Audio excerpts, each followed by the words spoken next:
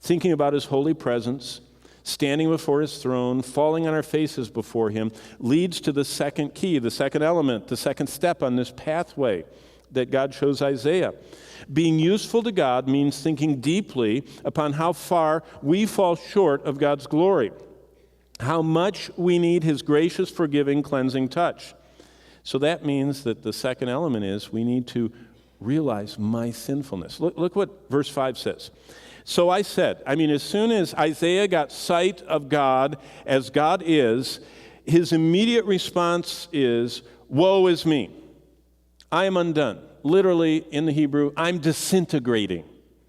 I am like the meteorite coming through the atmosphere. I'm burning and flaming and breaking off. I'm disintegrating because I am a man of unclean lips, and I dwell in the midst of a people of unclean lips, and my eyes have seen the King, the Lord of hosts.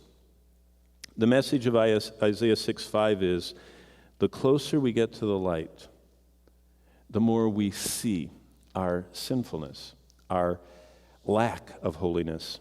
When Job came to understand the Almighty El Shaddai God, he confessed in Job 42:5 and 6, the same thing. I am undone.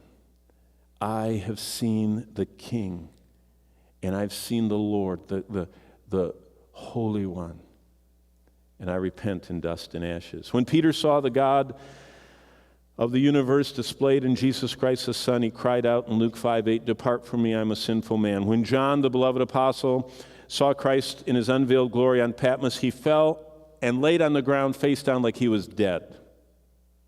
That's the response. Seeing the awesome holiness of God prompts in those that see him. The theme of those who stand around the throne is that the Lamb was slain. He was slain for their sin, and he gave himself for me. By the way, that's Paul's testimony. I'm crucified with Christ, nevertheless I live, yet not I, but Christ liveth in me. In the life I now live in the flesh, I live by faith in the Son of God, who loved me, and what? Gave himself for me. Paul said, I was redeemed, I was purchased, I'm a sinner. The testimony of those saints who have walked the path before us can help us frame fitting words to express our need of such redeeming love. In fact, the good friend of the Whitfields and of the Wesleys, their friend who wrote this hymn, was so unsure of his salvation. And so they said to him, why don't you write down your gratitude? That will help you. Write your gratitude for what God has done for you. So he wrote this song for us. Do you know that God's holiness prompts us to realize how thankful we are that he's forgiven us from so much? I always remember my wonderful wife, Bonnie, our first Sunday at Grace Community Church. I met her on May 1st of 1983, had our first date, about 4 days later. Were engaged about 6 weeks later, married December 27th of the same year, moved out to join. I was invited to staff at Grace Community Church with John MacArthur, moved out there. Boom, boom, boom. Met her, got married, got ordained, went out to Grace.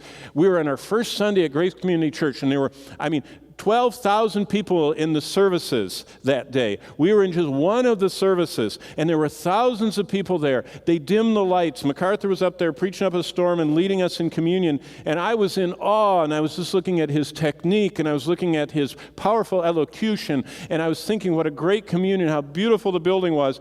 And in the midst of all that, we were standing, singing for the bread passing, and I heard, and I said, what's wrong, honey? What's wrong? Did I do something wrong? What's wrong? She says, oh, no. She says, I am so aware of how much the Lord has forgiven me. I thought, I was looking at the building and the lights and the sermon, and you're looking at the Lord. Now, what does the Bible say? To whom much has been forgiven, the same loves what? Much. Oh, some of you didn't know that. Jesus said, to whom much has been forgiven, the same loveth much.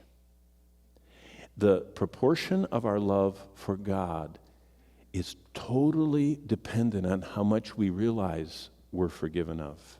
That means much sin forgiven, much love for Christ. Little sin I think I've committed or needs forgiving, little need to love and be grateful to Christ. Do you remember the publican and the sinner? The publican and the Pharisee? The publican was a sinner. The Pharisee didn't think he was. And he said, I'm so glad I'm not rotten like that scum over there. You got a good deal with me. Got that scum over there. I can talk to you. And the Lord didn't even hear him. It wouldn't even listen to him. But the one who wouldn't look up and said, I don't even merit, FaceTime with you, be merciful to me, the sinner. There's an article there. The publican said, I'm the sinner. Did you know that's kind of marking people that really know the Lord? What did Paul say? I am the chiefest of sinners. Do you really think Paul was a worse sinner than Nero? The profligate, homosexual murderer of his mother and his wives and everybody else? Do you think Paul was worse than all the bestiality and necromancy of the ancient Roman world? Do you really think Paul did worse things than those bestial things they did? No. Do you think Paul thought he was the worst sinner? Mm-hmm. Why? Because he knew how much he was forgiven of, so he loved more. Do you know how to reach a pagan world like we live in?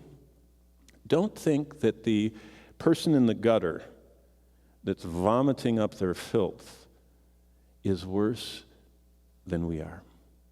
Don't think that the gay activist is somehow a worse sinner than we are. They, in the gutter or in their activism, or the abortionist selling body parts, they are just acting like sinners are supposed to act. They're just living out their script. That's how sinners live. We know God. And the more we know of Him, the light is brighter and brighter. We see our sinfulness. And we are so, like Bonnie standing next to me, she was connected at that communion with what was going on. She was totally focusing on the one who loved her and gave himself for her and knew she was forgiven of much. And she was overflowing with gratitude. Christians, you don't hear anything grateful out of them. It's only complaint and criticism. Do you know what that means? They're not very aware of how wickedly sinful they are and how much they've been forgiven. And Isaiah had to come to that place.